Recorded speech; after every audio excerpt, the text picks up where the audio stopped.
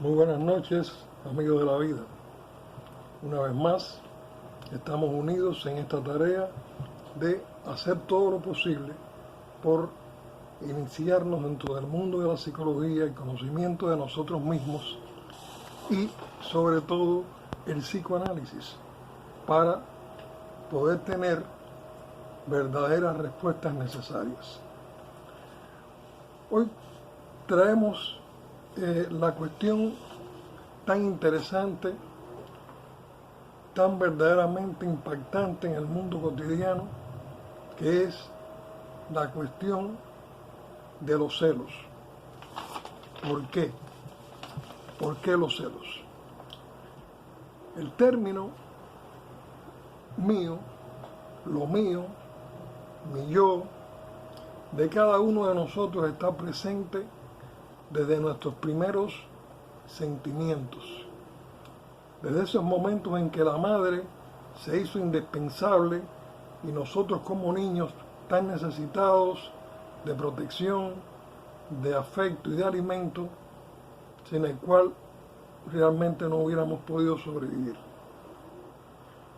Tenemos que reconocer que el llamado celo está presente en todos y que hay un grupo de celos considerados más o menos aceptados, o celos relativamente sanos. Ahora bien, existe la celopatía, considerada una enfermedad, y es cuando el celo, sobre todo carnal y sentimental, provoca circunstancias exageradas y opresivas que van contra la privacidad del otro, provocándole incluso seguimientos y constantes búsquedas de evidencias de su traición. Hay celos profesionales, celos entre hermanos, y en la mayoría de las actividades de las relaciones humanas. Pero la inseguridad y el temor de perder el objeto amado, aún sin razones y motivos, nos presenta ante un problema verdaderamente serio de personalidad. El elemento alucinante y las ideas delirantes pueden presentarse en una realidad de episodios verdaderamente enfermizos. Ahora bien, como tenemos más o menos que presentar la cuestión de los celos, que nos va a llevar varias partes, porque haríamos esto extremadamente largo, he tratado de darle un esbozo de la psicología simple, de los planteamientos sobre este fenómeno, que es un verdadero trauma y verdaderamente un trauma con grandes consecuencias. Tiene mucho que ver con la convivencia humana y tiene mucho que ver con el sufrimiento y la falta de estabilidad de la pareja humana. Tenemos que ir de todo. En cuanto a opiniones, la psicología evolucionista, por ejemplo, nos dice que los celos son universales, productos de que siempre hemos estado viviendo en un emparejamiento monogámico, en fin, de procrear por la cuestión de la especie, y que eso hace que sean propios de la misma especie.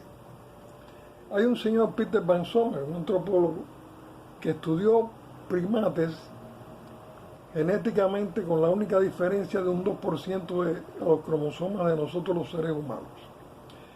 Y dice que no parecían tener comportamientos celosos y que por lo tanto él considera que los celos son meramente productos de nuestra cultura, de la forma en que hemos organizado la sociedad.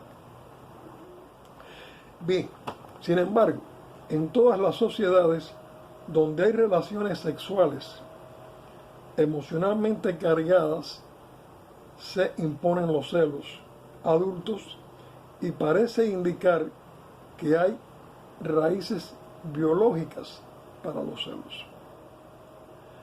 Aquí vamos a sacar dos ejemplos. Por ejemplo, hay un pueblo del noreste del Brasil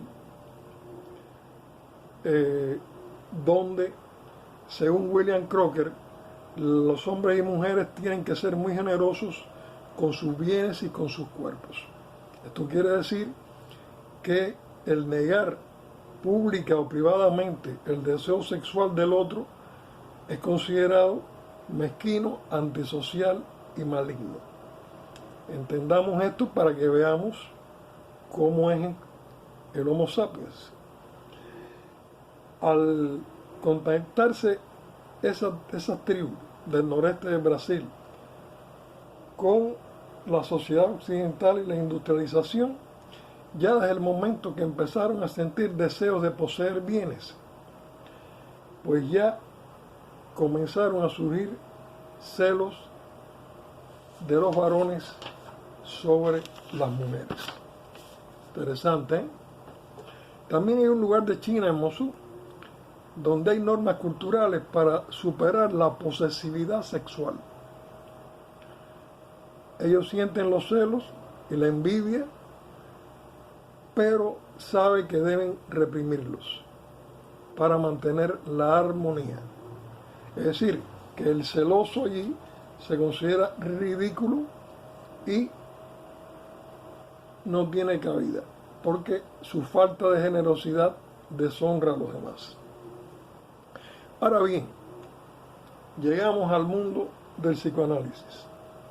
Psicoanálisis, respuesta necesaria, Sigmund Freud, con todos sus estudios, todos sus libros, todos sus experimentos y todo ese interés de ir verdaderamente al punto de las IES y a la llaga, al verdadero dolor, al verdadero fenómeno que produce nuestras inestabilidades en la personalidad del ser humano. Pues el psicoanálisis ya está analizando que hay una profunda ambivalencia que se manifiesta en las personas cuyas relaciones de objetos están dominadas por los celos. Este que es interesante. Celos ocasionales pueden deberse a la intensidad de los sentimientos amorosos, pero aquellos en lo que es una realidad permanente, aquí estamos hablando de algo obsesivo y algo permanente, son los que no pueden realmente incubar un amor auténtico. Cuando hablamos de amor auténtico, amigos míos, yo creo que a todos nos suenan campanas de alerta y nuestros ojos se abren, porque realísticamente conseguir un amor auténtico tiene que ver con tantos ingredientes y tiene que haber también una superación mental, una superación personal, una superación humana, para que el amor realmente, el que queremos nosotros aspirar en estas sociedades, sea un amor auténtico. Dice Freud que en todo esto hay una mezcla de necesidad narcisística que son inherentes al complejo de Edipo, que ciertamente es el fundamento de todos los celos. Incluso está también este complejo de Edipo presente en los que más tarde no muestran inclinaciones a los celos. Ahora Freud señala una cosa muy interesante en todos sus estudios. Señaló el camino mediante la comprensión de los celos paranoicos. Ustedes saben lo que es la paranoia, es decir, la paranoia viene a ser esa desconfianza extrema, exagerada. Y como enfermedad es aquella persona que incluso tienen desconfianza en todo y se sienten hasta perseguidos. Así que Freud considera que los celos paranoicos son usados para rechazar dos clases de impulsos. Interesante, ¿eh? Es decir, mediante la proyección. Ya vemos que el ser humano se está proyectando, está lanzando lo que él piensa o siente sobre el otro. Y son cuando se está defendiendo el celoso de impulsos hacia la infidelidad y hacia la homosexualidad. Los celos aparecen todas las veces que una necesidad de reprimir estos impulsos hacia la infidelidad y hacia la homosexualidad coinciden con la intolerancia que tiene ese ser humano por la pérdida del amor, ese pánico tremendo a perder ese objeto tan necesario. La mezcla de depresión, agresividad y envidia con que el celoso o celosa reaccionan a la pérdida de amor revela una intolerancia tremenda a esta pérdida. Ya aquí yo les he prometido hablar sobre el mecanismo de regresión, pero vemos que ya aquí el individuo está utilizando, el celoso o la celosa están utilizando cuestiones anteriores. Hay una especie de regresión dentro de la personalidad. Y es mucho más intenso en lo que cuando significa una disminución en la autoestima. En la sociedad donde la pareja es considerada propiedad del otro, sobre todo mientras más machista o mientras más irresponsable o mientras más traumática, se hace más probable el desarrollo de los celos, porque es un medio de luchar por la autoestima de cada uno. Es decir, esa cosa tan maravillosa de que alguien que no te hace feliz te abandone, pues hay quienes, por intolerancia a los problemas que tienen con autoestima, o los problemas traumáticos, pues sufren aún en ese estado. Lo obsesivo de los celos es lo que se vive en la actualidad y trae el recuerdo de una situación similar, más antigua, que ha sido reprimida. Al mantenerse en primer plano esta conciencia de la humillación actual, esta humillación de que te van a dejar, de que te van a abandonar, ayuda al celoso, a la celosa, a mantener en segundo plano la humillación primaria o anterior. Aquí vemos que estamos ya huyendo de enfrentarnos a una realidad catártica de la infancia o periodos anteriores. Esto es algo como que recordemos que el delincuente es capaz de decir que robó $100 en la Florida, tratando de ocultar que robó $10,000 en Nueva York.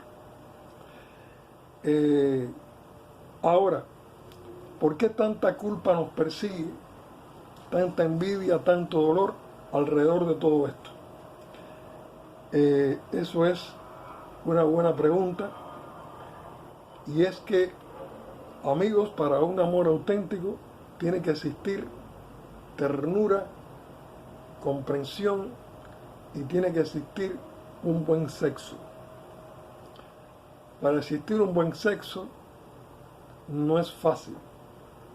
Para que haya una buena interrelación y un intercambio en la ternura, tiene que haber un poco de madurez y haberse manejado con cierta, pudiéramos decir, rectificación, o con cierta posibilidad, todos esos complejos infantiles que venimos arrastrando siempre. Acuérdense que esto nos recuerda los primeros sentimientos maternos y paternos que pudiéramos llamarles incestuosos. Y cuando ya tenemos una real madurez, es que nosotros podemos realizar ese manejo emocional sano de poder mezclar el sexo con la ternura. A través de nuestra vida infantil ha existido siempre la culpa y el castigo. Estamos acostumbrados a que esto es bueno, esto es malo, aquello es regular, y a sentirnos culpables. El ser bueno o malo es considerado ser amado o castigado, amado o abandonado. Y esta gran dependencia comienza desde que estamos casi cerca del vientre materno. Este tema, como ustedes ven, es un tema un poco amplio. Aquellos que han vivido bastantes experiencias sentimentales pueden estar muy atentos a la segunda y quizás una tercera parte que podamos necesitar de hacer de este programa. Amigos míos, son intentos uno tras otros para poner sobre el tablero muchísimas situaciones humanas y ser cada día más maduros, más humanos, hacernos más preguntas y encontrar más respuestas necesarias. Amigos de la vida, una vez más, los quiero y seguiremos trabajando. Muy buenas noches.